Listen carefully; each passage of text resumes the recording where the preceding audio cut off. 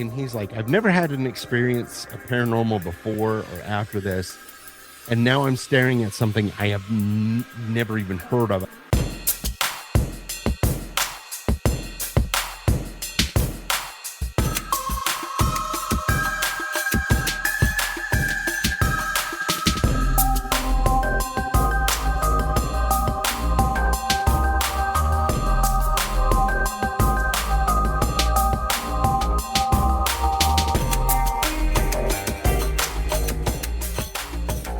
Hey everybody, and welcome to Monsters Lounge. Yeah. Really threw me. We are on opposite sides of what we usually are. I was like, what's happening? What's happening? I like this look that Tressa has going on. There's a black turtleneck involved, and her hair's just kind of up with like some locks hanging down. It's very 60s, and I like it. Oh, thank you. Always the goal. Yeah, like what was that show that was like the spies? Get Smart? No, but that was such a good one. Did you know in high school I tried to start a band even though I don't play an instrument, and our band name was Get Smart, and the I did not know that. First song was going to be 99. So I'm just saying. She was my first profile Facebook in 2009. Oh. You know what? Forget the show. Let's just go watch episodes. Let's. Okay. So we get to talk about some Wild West stories. Not that Wild West, but the Western area. I guess maybe it is like the high desert area, which I'm excited because I love that area. Whenever I say not Wild West, not the guy Wesley, but the actual geographical location. Yeah. That was wild at some point. Yeah. Whenever I say Wild West, I always think about like New Mexico and Arizona. Like I really tend to ignore the rest of the West area. It's pretty west. It is pretty west. I go real far with it, and I'm not. I don't really know why. I don't really know why or how. So John Olson is our guest tonight, and he is, man, he's first and foremost, he's an author. He has had over 30 years in the paranormal field, investigating, interviewing witnesses, all kinds of interactions with high strangeness. And like I said, he is an author. Over 10 books, he was telling us earlier. And he's also the co-host of Stranger Bridgeland series, which is also the title of his books. And I'm super excited to hear his stories because they cover a huge range of the paranormal. So please help me welcome John.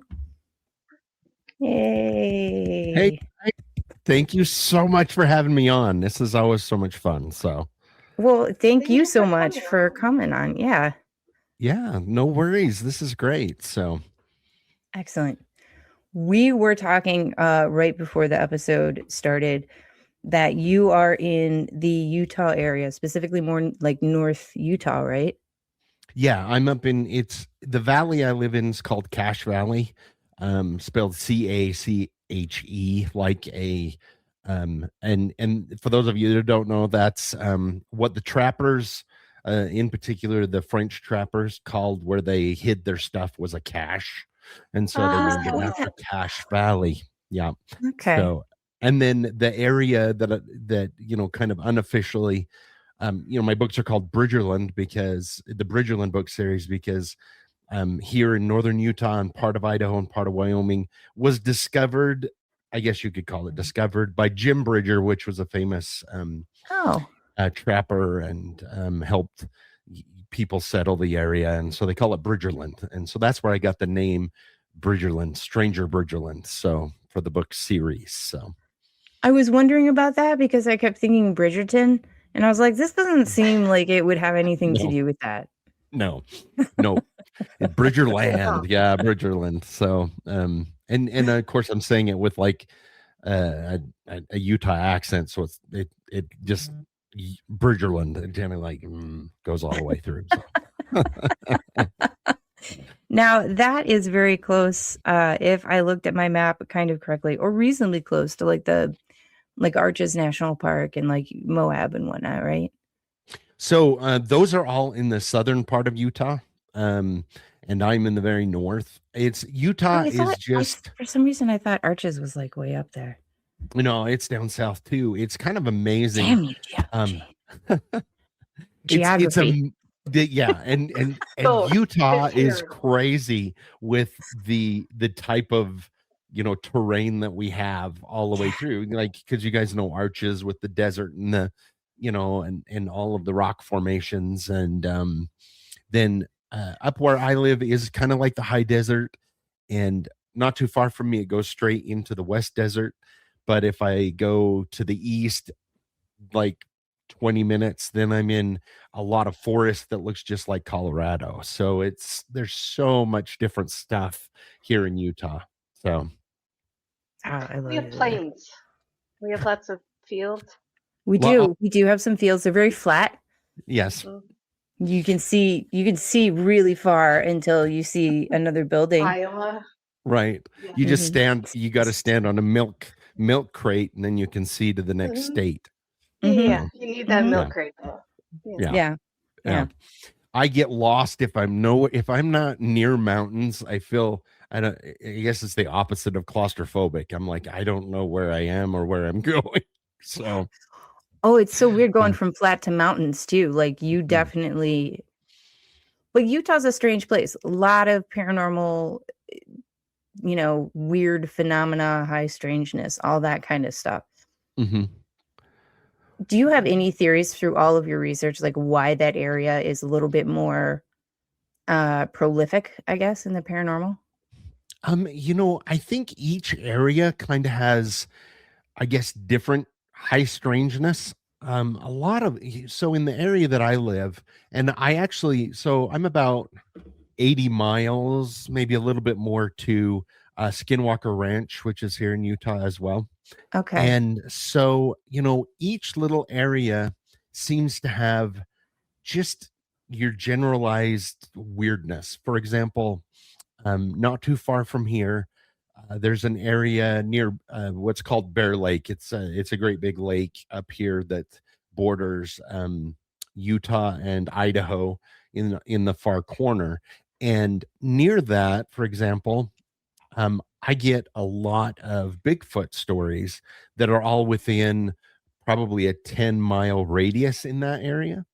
And a lot of these people don't even know that other people are citing things. So I think there's sections, like there's areas where Bigfoot's really prevalent, and ghosts are everywhere, and Utah's well known for UFOs. And so I'm not sure if it's something in the rocks, to be quite honest, because I've heard theories that certain rocks can hold energy. And this is where Jeni comes in. Yeah. Yeah. Yeah, I love that. That was on my list of questions for you because the idea of paranormal, like geology, look at me, I'm actually using the right word, is so fascinating to me, right? That there can just be legitimate reasons for the amount of strangeness that occurs in those places. It's crazy. And you read some of the stories about some of those areas, and it's absolutely insane. And another thing that goes right along with that too is water holds a lot of paranormal energy. And over, underneath the area where I live, the aquifer is just enormous. We basically live on top of a giant lake that's way down underneath us. And so I think that could have a lot to do with it too. Moving water supposedly has another energy source for all of these strange entities. So that could have something to do with it too. Yeah. I love the idea of the water and specific locations, because weird stuff happens there now, but weird stuff has always happened there, right? Like there's gotta be a reason for the prevalence of a lot of these things in indigenous lore and stories that are passed down and universal, right? Like across the globe. Yeah, exactly. And it's funny how you can go across the world and they may have a different name for this entity, whether it's a fae or a ghost or whatever, but it's exactly the same as what people are talking about on the other side of the world. So Yeah. Now, you also mentioned before this, and I was thinking how strange it was, but you were discussing that you have like some fae stories, and Mhm. it's crazy because I always think of those as like stories that don't happen in like the Americas, right? Mhm. I hear them, and I've actually sent pictures to a friend of mine, and she was like, "Yeah, that's totally the fae," and I was like, "I gotta go." Totally different story, and that just sounded like random gibberish, Yeah. but you have stories like from your area, right? Yeah, I do. I'll tell you the one that really actually kind of opened my eyes, and it was the very first fae story that I got. Um, there was this gentleman that I had met, and he heard that I collected stories, and this is quite a while ago because I've been collecting stories for 30 years. And he, I mean, it was obvious he had a story, but didn't want to tell me, and he finally opened up to me, and I'm so glad he did. But he basically had come to this area to visit a friend when he was in his early 20s, fell in love with the area, and just immediately moved. Um, and at the time, he would go hiking in the summer and fishing and then ski and everything. And one day, him and his buddy were going to go hike to an area. It's called Mount Naomi. It's a really tall peak up here.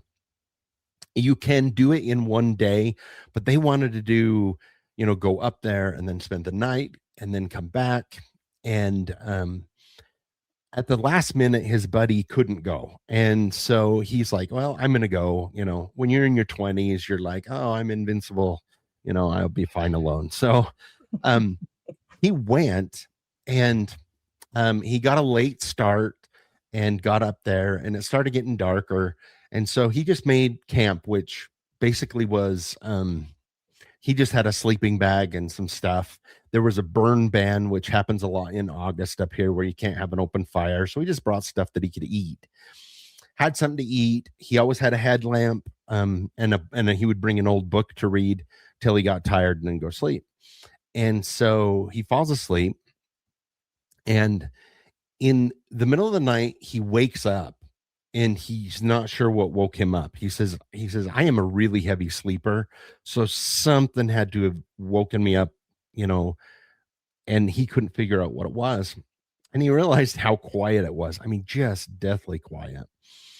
And he's sitting there, and all of a sudden, off to his right, he can hear something start to whistle. And he's like, well, that's not a bird. I've never heard a bird like that. And birds don't whistle at night. And so he's getting really nervous, and he's trying to find his headlamp, and he can't find it. And all of a sudden, he gets hit in the chest with a rock about the size of a quarter. Not really hard, but enough to like trying to get his attention or something. And so Yeah. now he's really freaked out. So he slips his boots on, and the whistling starts again. And all of a sudden, he realizes, oh, I still have my headlamp on my head. And so he flips it on, and he turns to his right, and about 15 feet from him, sitting on a pile of rocks, is this creature. And even though he told me this before I ever saw Harry Potter, it was exactly like the creatures that work in the bank with the sharp nose and the sharp ears and kind Ew. of green gray and like homemade clothes on. And it's got really dark black eyes, but it puts its hand up like this to block his light. Because he's all And pupil. yeah, and he's just frozen. And he's like, and he's like, I've never had an experience a paranormal before or after this. And now I'm staring at something I have never even heard of. This doesn't exist. It can't. And he said he didn't know how long he was staring at this thing when he noticed its hand was its hand had one hand up and its other hand was sliding something behind it. And he looked and he realizes it's got his book in its hand. So it has been close enough to steal the book from him while he was asleep.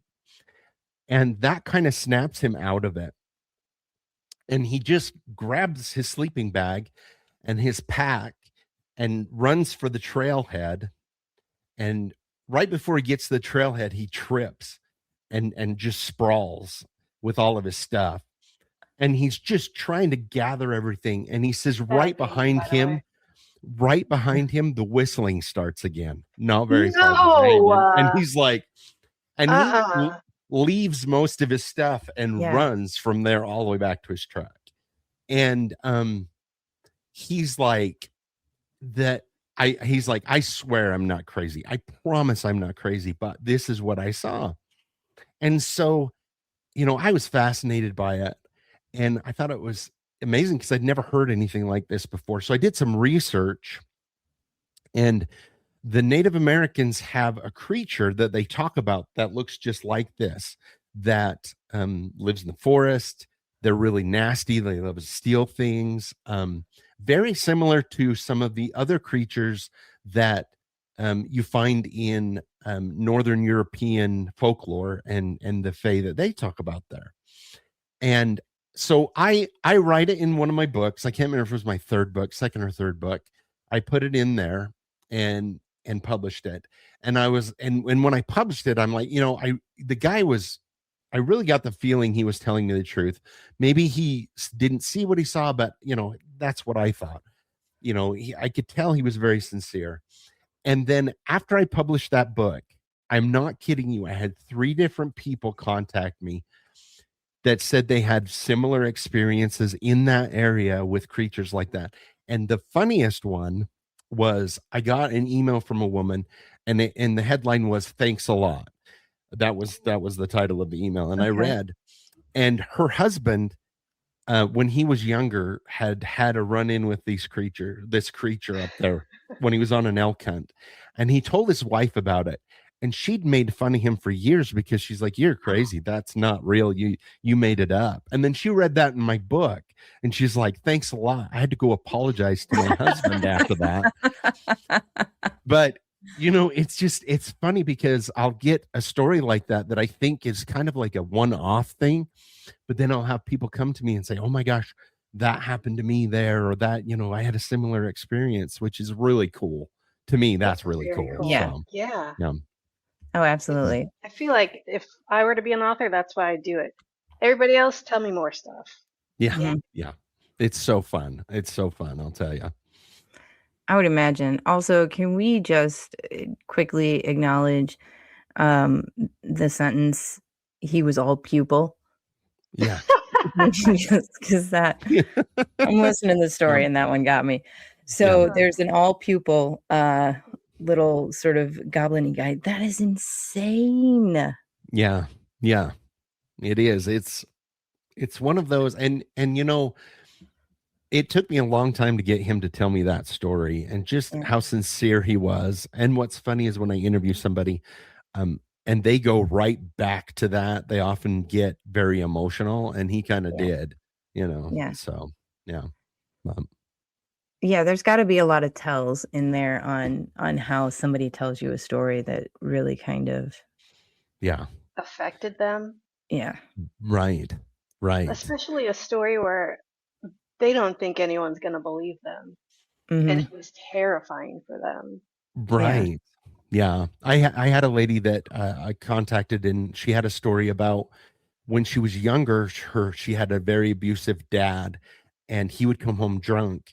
And he said she said when she was a little girl, every time her dad came home drunk, this old lady would show up and grab her by the hand and go hide her in the closet. But there was nobody in the house that looked like that. She would only show up to hide her. And she's telling me this story, and she stops and she says, do you really believe me? And I said, "Yeah, I really believe you." And she burst into tears, and she's like, "You're the first person in my whole life that I've been able to tell this, and they don't tell me, 'Oh, you're imagining it. You were in trauma and you just imagined it through your trauma and all this.'" And I said, "No, I think there was somebody there helping you." And she just cried and cried and cried because she hadn't been able to tell that story, and she was so grateful that somebody would listen to her and believe her. So Yeah. But What a relief.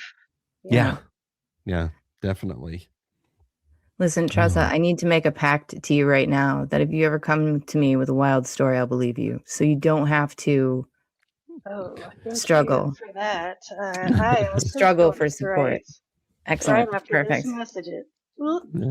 Have you been feeling called to explore your intuitive gifts and deepen your spiritual practice? Then Pathways to Spirit was created for you. Sarah Lemos has been teaching Pathways to Spirit for over 16 years.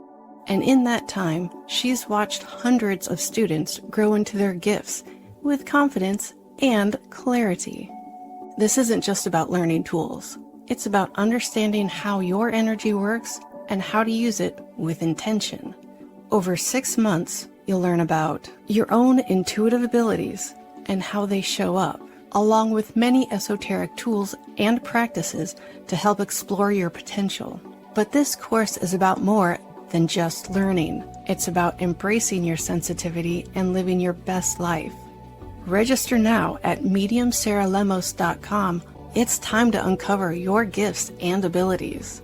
Are you ready to join this extraordinary journey?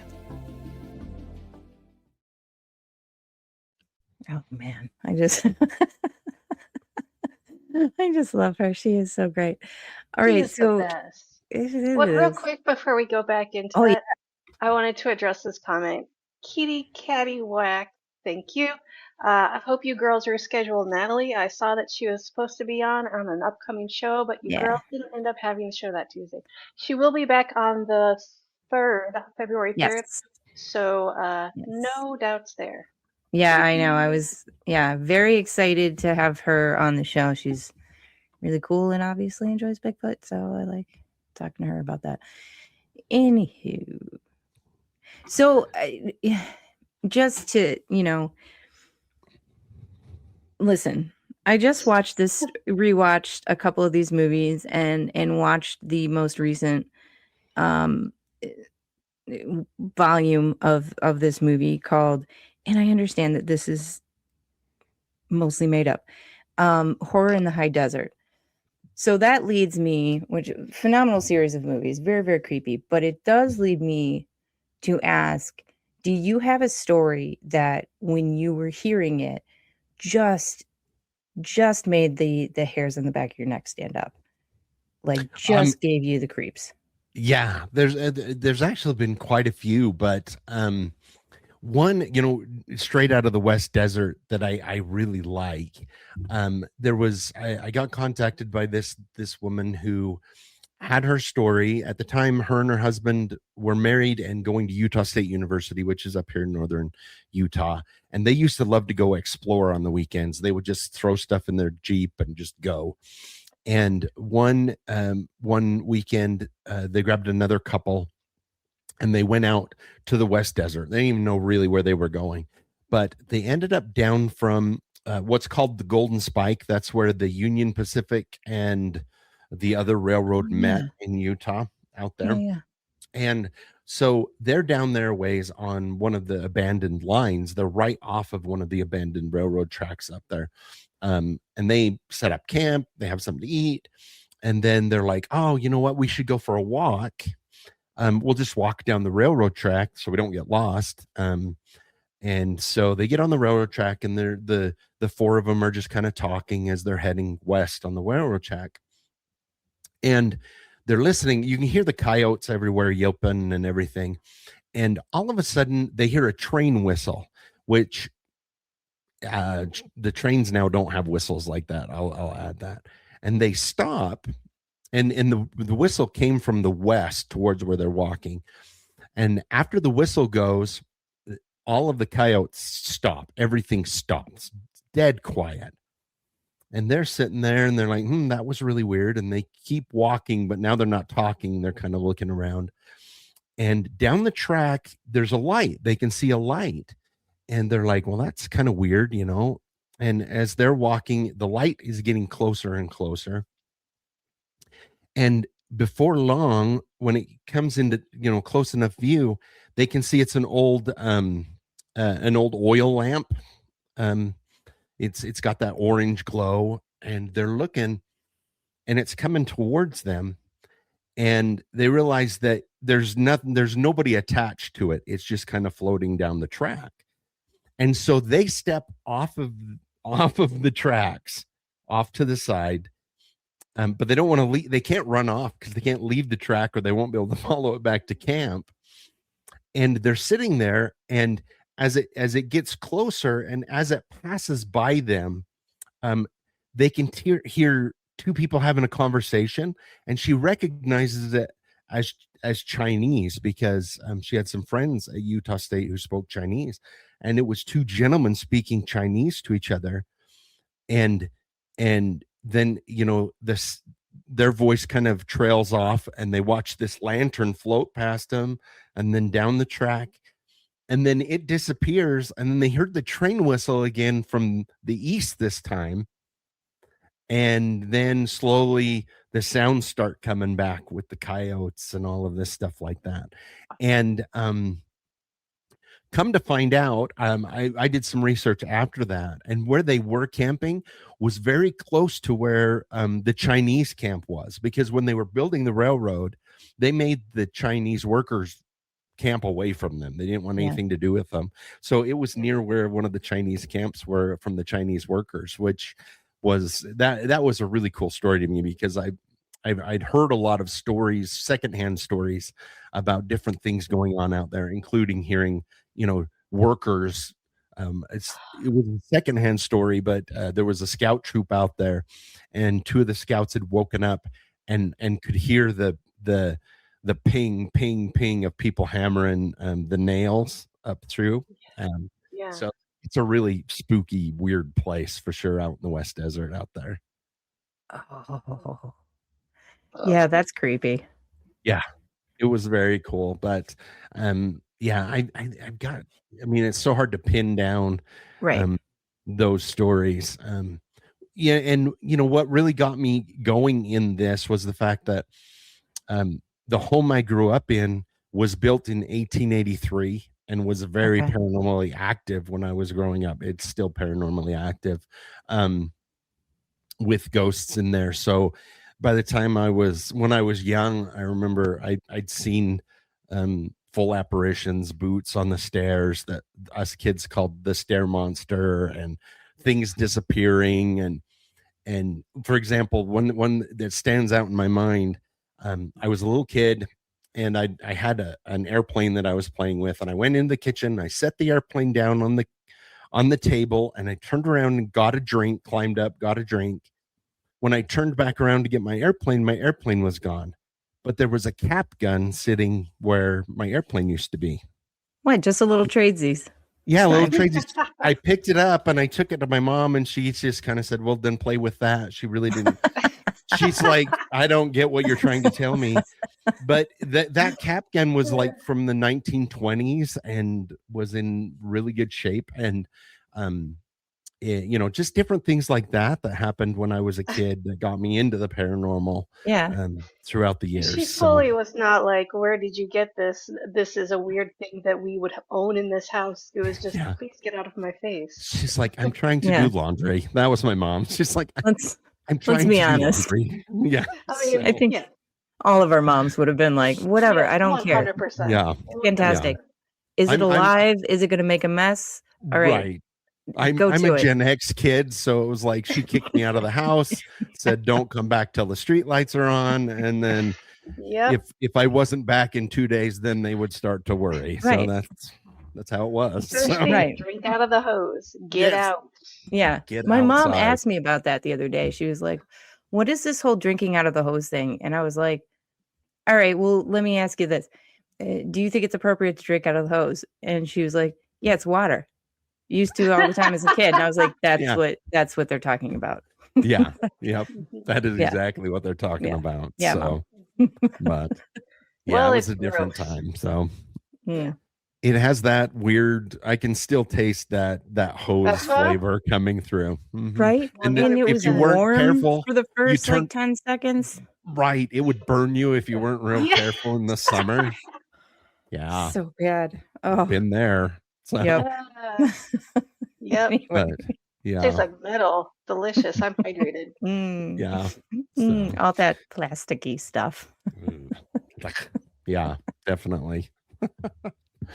Oh, but Wow. yeah, So was most of the activity like in your home when you were younger, was it just sort of like I don't know, maybe like ambiguous, I guess, or like sort of just for the most part, there was nothing benign? evil to it. Yeah, there was nothing evil to it. There was one of them, and I don't know how many ghosts there were. One of them is a huge prankster. Like he just loves to pull pranks. And the more it bothers you, the more he would prank you. And for example, so Sounds like a my prankster. Yeah, yeah. it really does. So my oldest son, at the time, he spent a lot of time at grandma and grandpa's house. And when he was 15, the ghost really bothered him because he knew it really bothered him. And when my son was 15, grandpa hired him to paint, to do touch-up paint in the hallway in the basement. And so my mother had a snowman that was about 4 foot tall, and it had a sandbag base, so it was really heavy, and a burlap, and in the summer, or when it wasn't Christmas, it was in the basement.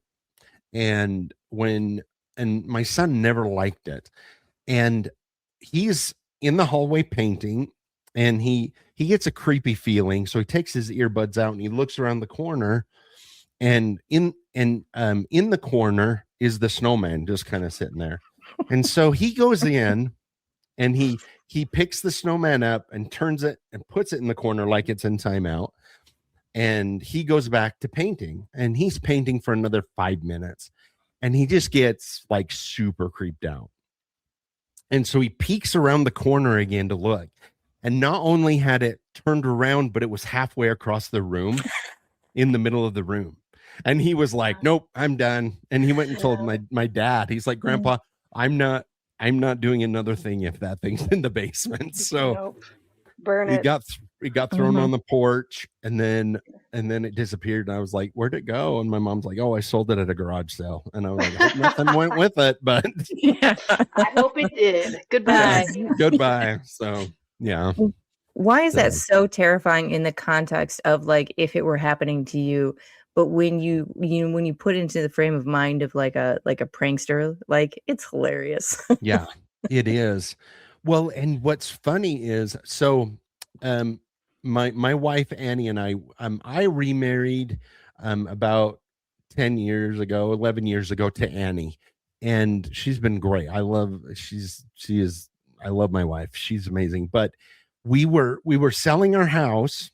So this is about 8 years ago. We were selling our house, but our new house that we were moving into wasn't going to be ready for a month. So we were just going to move into an apartment for a month. And my mom and dad were like, just stay upstairs. There's basically its own little mini place up there. You guys can stay there, save your money for a month. And we're like, oh, okay, that sounds good. And then my wife was like, oh, but what about the ghost? And I said, well, if I say out loud that you don't like being scared and, to leave you alone, he will. And so I did when we were moving in. I'm like, this is Annie. She doesn't want to be scared, And so for 3 weeks, nothing happened. And we were upstairs folding clothes. And Annie goes, you tell a lot of stories about the house, but I haven't seen anything or heard anything. And I laughed and I said, well, if you would like him to introduce himself, I'm sure he would love to. And she laughed and I was like, mm-hmm. And so the very next morning, I had to get up early and go to work. So she's laying in bed. She hears me get up, get dressed, and leave. And she's almost asleep. And somebody crawled into bed and put their arm around her waist. And she's like, and then she realized, oh my gosh, John's left. And she jumps out of bed and flips the light on to see an indent in that side of my bed lift up, and then a laugh that came from the house. And she calls me frantic. And I was like, I told you that, yep. He would let her know. And so that last week, he was just relentless. If she was changing her, if she was changing her clothes, he would poke her in the side like this, just in her side, or he would slap the wall when she was alone, and she would hear him laugh, and he just got the biggest kick out of it. And I was like, well, if you hadn't said Laugh anything, for it. you'd have been fine. But This is on you. yeah, exactly. So, but I mean, yeah, oh my. very crazy. So, All right, so very yeah, crazy. I can understand the interest in the paranormal at that point. Yeah. Yep. Did it ever, like, when you were a kid, was it like, this is just a thing that happens in houses to you? Or were there points where it was genuinely terrifying for you as a child? So there were very few times that it was genuinely terrifying because I grew up in it. The one time that it was, excuse me, I was in 8th grade, right around there. And I came home from school and nobody was home. My mom was running errands. Nobody else had come home from school. So I made myself a sandwich and I went into the front room and I was going to watch TV and have a sandwich. Before I could turn the TV on, there was some motion that caught my attention, and I turned, and standing in the doorway is this gentleman, and he's really tall. He had a white shirt and overalls and a wide brimmed hat, and I could see through him and I couldn't see his facial features. And he walked into the front room and he sat across from me in my mom's rocking chair and started rocking back and forth. And I closed my eyes and I counted to 10 really quick. And I opened my eyes again and he was gone, but the rocking chair is still going, just going. And so I jumped up, ran outside, and refused to come in until somebody else was home. Yeah. So Yeah. when stuff like that happened and you're young, I mean, you're going to get scared, obviously, but Yeah. there were very few times that any of us felt really super scared or that there was something malevolent or something like that. Right. So, but yeah. I often think of it because, like, when you grow up with something and it's just around, you don't really think of it as being unusual. So I'm always wondering, like, how it affects kids when they are it's just there. That's just their life growing up. Yeah. Yeah. You go through stages where for a while you don't dare tell anybody because you're afraid, especially when you're a teenager. But Right. what got me to open up, excuse me, and my parents were like, they were adamant that we don't talk about it outside of the house when we were kids because of that fear that people would think we were crazy. Yeah. But by the time I was a teenager, I had friends that would come to the house and have experiences and want to know what was going on. And I finally had to say, yeah, I grew up in a haunted house. And then we would be at parties or we would be on double dates and they would be like, oh, John grew up in a haunted house. Let's have him tell stories. And so I did. And of course, you got people that look at you funny, but it was always interesting to me because, excuse me, you would tell a story. And I got to the point where I would look around and I saw the people that were kind of scoffing and some of the people that were interested. And there was always at least one person that was in the back and was kind of like not making eye contact. And I'm like, Yeah. that person has their own story Yeah. that they're afraid to share. So, and I had people eventually start coming to me after, like they would come to me a couple days later and be like, I had an experience too. And that's what got me into like gathering stories at that point. So yeah, I bet. Yeah. There's such a feeling of relief that comes from people when they get to, share their stories. Because that'll happen to us just at conferences and whatnot, where people just, or when you're watching, some of the more sort of like bigger name people who are actually investigating ghosts or like actually doing a lot of research on this stuff. Just people are so excited and relieved and like, here's this story. Like, and we think it's interesting and ask pertinent questions. Well, maybe not pertinent questions, but we're interested. Right. Yeah. No, yeah. And people love, like you say, it's very cathartic to be able to get that out, especially if you've held on to it for years. It's like, it's just like any other trauma, really. It's until you get rid of it, you can't heal from it. So, but Yeah. You know, speaking on cathartic, hey, Oh, hey, Tressa.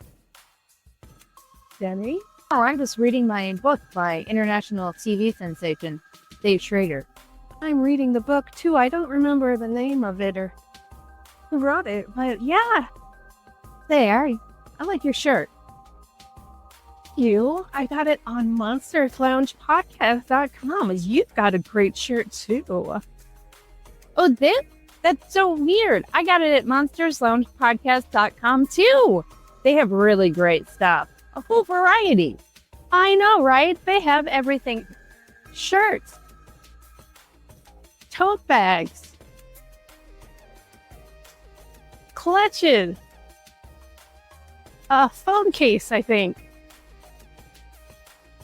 It's the best.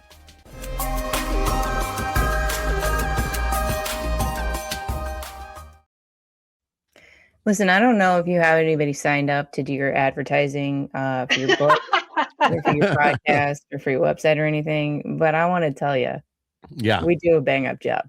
Yeah. I was professional. just thinking you guys are pretty amazing. The Right? shifting from scene to scene was just so seamless. I didn't even Thank you. notice Right? that you went from inside to outside like that. That was awesome. I know. It's like magic. Mm, It was pretty mhm. cool. I love Yeah, it. that was the vision that we really were working with, was how do we make this magic Yes. for our viewers? Yeah. Mhm. I completely get that 100%. And that's what I felt while I was watching it. Oh, Are there any stories that you hear so rarely that when you get one, you're like, yes, I'm so excited about this one again? yes. So along with the Fae stories that I get, and those Fae are probably the rarest one I get, but the ones that I get that are, just depending upon the situation are glitches in the Matrix stories Oh, that I'm just fascinated with them. Yeah. And one of my favorite that I got, this gentleman contacted me, okay, and he grew up around the same time I did, graduated in the early 90s. He came from a small town in Colorado, and after he graduated from high school, he left he was out of the country for about 2 years for his church, doing work, and then came back to do some work around before he went to school in Utah. So the summer that he's back, he's doing work installing home computers and fixing home computers for people. And he gets called to a house, and he's like, "Oh, I know this house. This is where my friend Diana lives, that I went to high school with." And he rolls up, and it's an old lady that lives there. And he's like, "This is weird. I wonder where Diana is, and he's talking to her." And he goes, after he's finished, he asked this lady, he's like, "How long have you lived here?" And she's like, "Oh, I've only lived here about a year."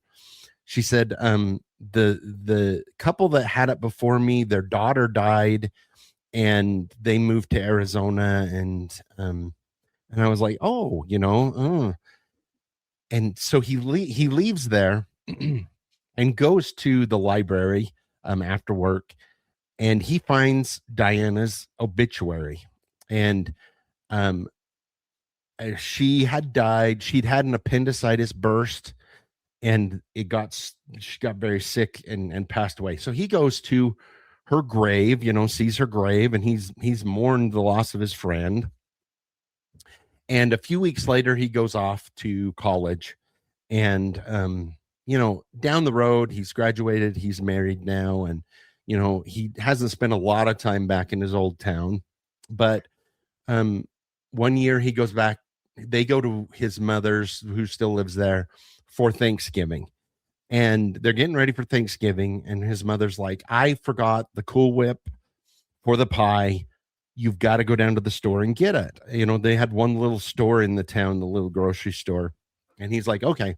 So he goes there, and there's a lot of people getting stuff in there. And he goes in, and he comes around the corner, and he gets run into by a cart, and he looks up into the face of Diana, and she's there with a little kid, And she goes, "Oh my goodness, I haven't seen you in forever," and gives him a big hug. And he's like, "What in the heck is going on?"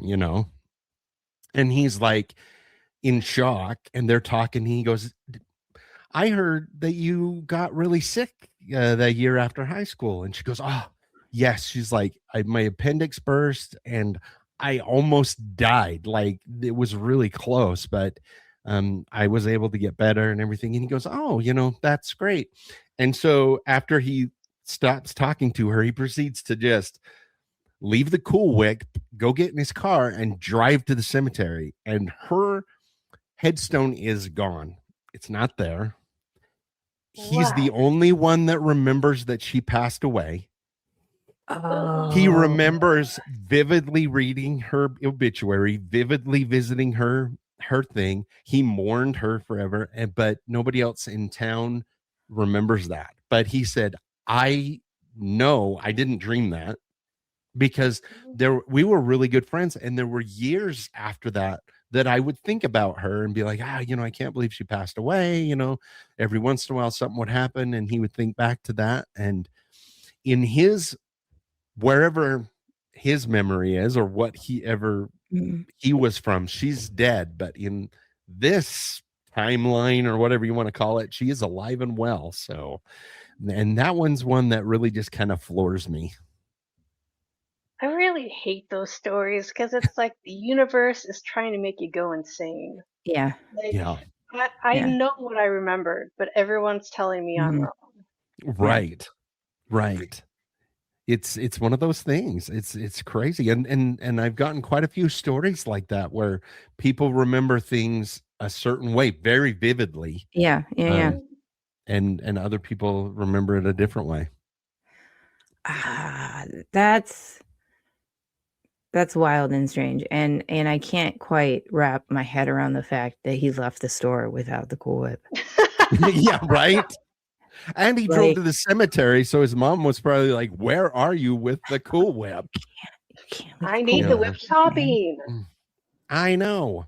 But yeah. But that crazy. is so, yeah, that's one of those. Yeah. That's one of those super Really weird weird. ones. Yeah. That's one of those ones like have you heard of this? And I'm a recent listener on this one, but the mall world. Oh yeah, the thing. underworld. Yeah. Yep. Yeah, so there's a place that people go in their dreams, and it's called Mall World, and it's a reoccurring sort of dream, but it's a reoccurring in the fact that this location, you keep going back to this location, and it's Yeah. so similar to other people dreaming about this particular place, and you're like, oh yeah, I had a dream about Mall World, and you're like, wait a minute, I have reoccurring dreams where I'm at some sort of mall, Yeah. and it just sort of feeds that one. That one gets me. Yeah. There was also a time, and I don't remember what it was called, but I can see the face. But there was a psychologist who started having patients say, "Oh, I keep running into this man," and they had somebody draw the picture, and it's people from all over the country who have had this man in their dream. Yeah. And I can't remember. Yeah, you'll have to look it up. It's called the man who shows up in everybody's dream, and some people Did will they see make it a for the movie first about time. that?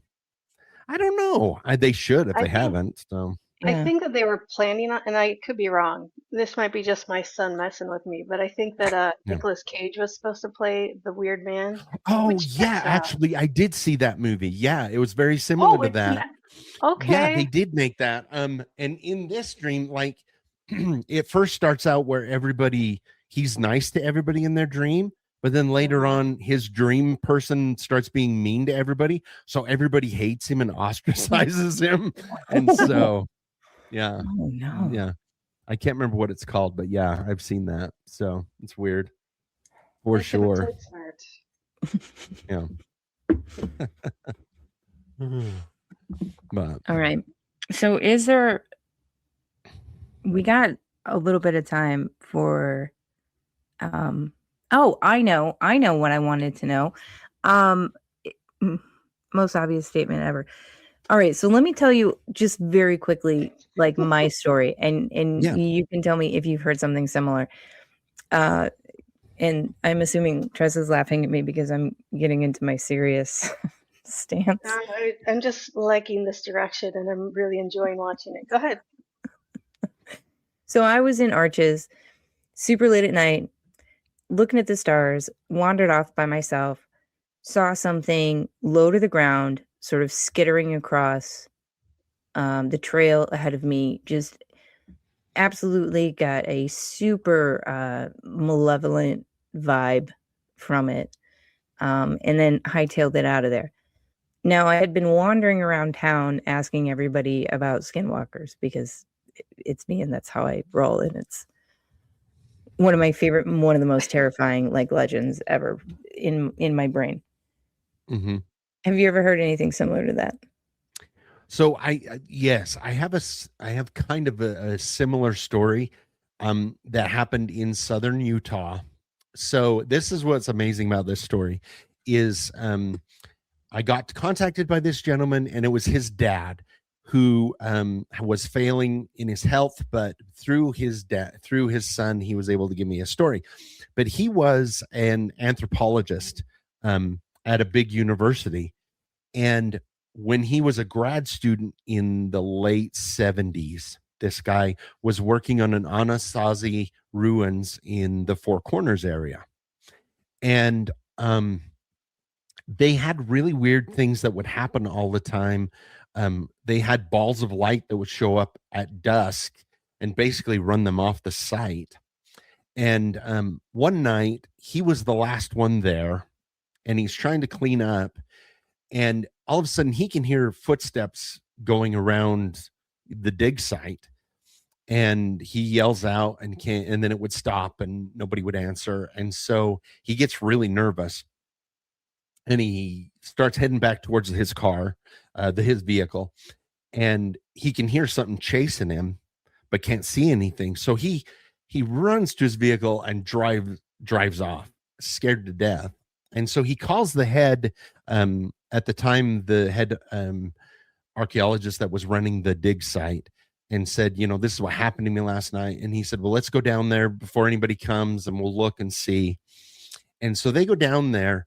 And they could see from the dig site these huge wolf tracks, just enormous, that had followed him up and back towards his car.